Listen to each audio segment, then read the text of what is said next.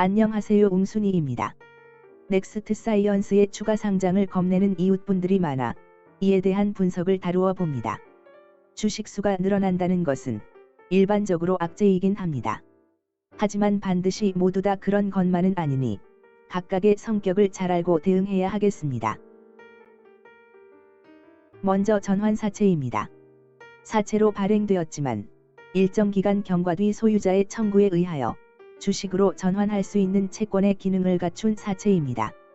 발행한 회사의 입장에서는 낮은 이자를 지급하고 자금을 조달할 수 있어 주식자금 조달 수단으로 이용하고 있습니다. 주로 회사의 자본금 증가 시 사용합니다.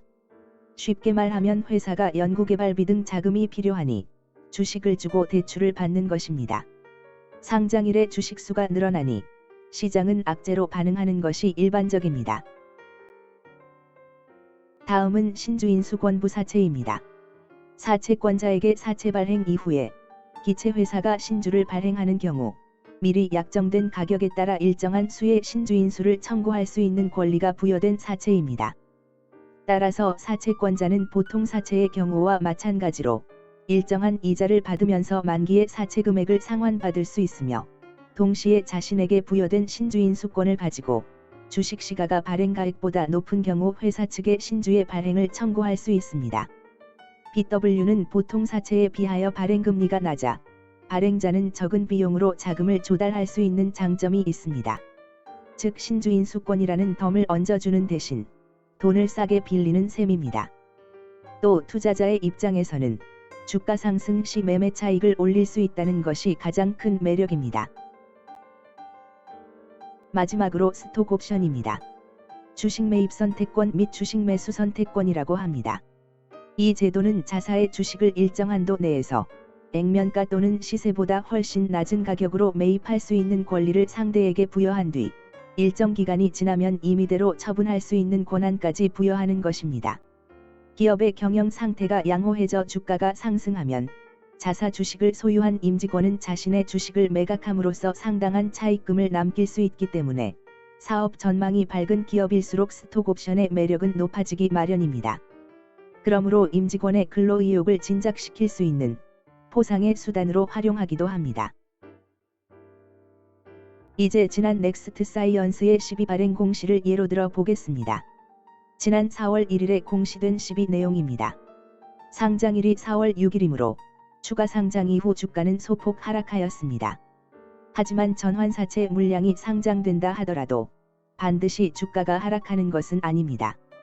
그렇다면 지금까지 나온 12 및 BW 스톡옵션에 따라 주가는 어떤 변동을 보였을까요?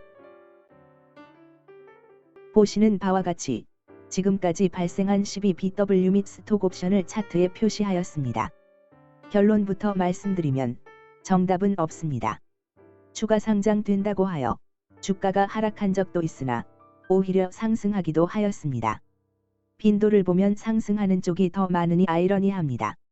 우려와 달리 급락은 추가 상장과 관계없는 경우가 더 많았습니다.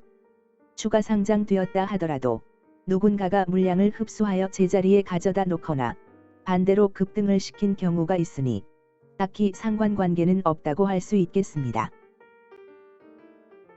넥스트 사이언스는 지난 4월 30일 호난 회장 부인의 16억 매도 이후 약 2달가량을 횡보하였습니다.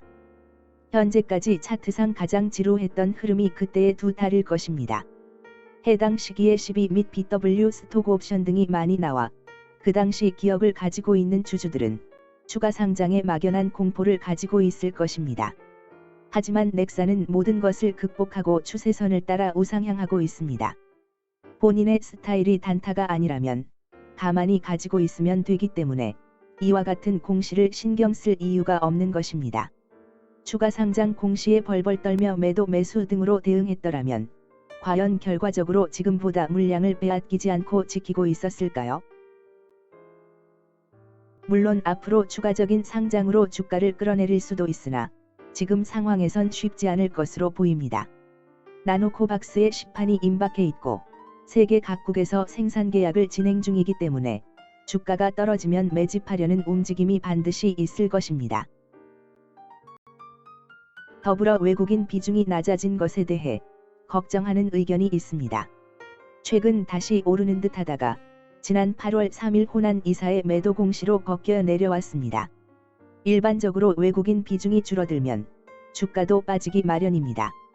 하지만 개인과 프로그램이 이를 지탱해주면서 특별한 하락을 보이지 않고 있습니다. 지금 같은 상황에서 악재가 발생하여 개인의 이탈이 크게 나오게 되면 주가는 폭락합니다. 하지만 반대로 호재가 발생하여 외국인 및 기관이 대량 매집을 하게 될 경우에는 폭등할 수 있습니다. 넥스트 사이언스 주가를 끌어올린 건 대부분 외인의 대량 매입이었습니다. 현재 외국인 비중이 바닥권이기 때문에 추가적으로 매집이 들어올 시기라 판단하고 있습니다. 개인의 이탈로 주가가 떨어질 가능성보다는 외인의 매집으로 주가가 오를 가능성을 더 높게 보고 있다는 것입니다. 개인의 비중이 늘어난 것은 개미뿐만 아니라 물량을 빼앗아간 일부 큰손의 영향도 있을 것입니다. 진 회장이 HLB파워를 매각한 자금은 HLB 주식담보대출을 상환하는 데 사용하였습니다. 이제 남은 BW 발행자금 240억은 어떻게 활용했는지가 초미의 관심사입니다. HLB 그룹 중 넥스트 사이언스만 아직까지 반기 보고서를 제출하지 않았습니다. 16일이 임시공휴일인 관계로 보고는 17일까지 완료되어야 합니다. 해당 보고서의 타법인 취득 130억, 운영자금 110억의 행방이 어떻게 기록되었을까요? 베트남 긴급 승인보다 더 궁금한 내용입니다.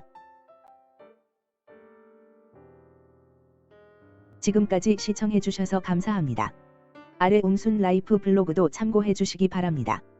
더 좋은 소식으로 찾아오겠습니다. 넥스트 사이언스 및 HLB 주주 여러분, 화이팅입니다.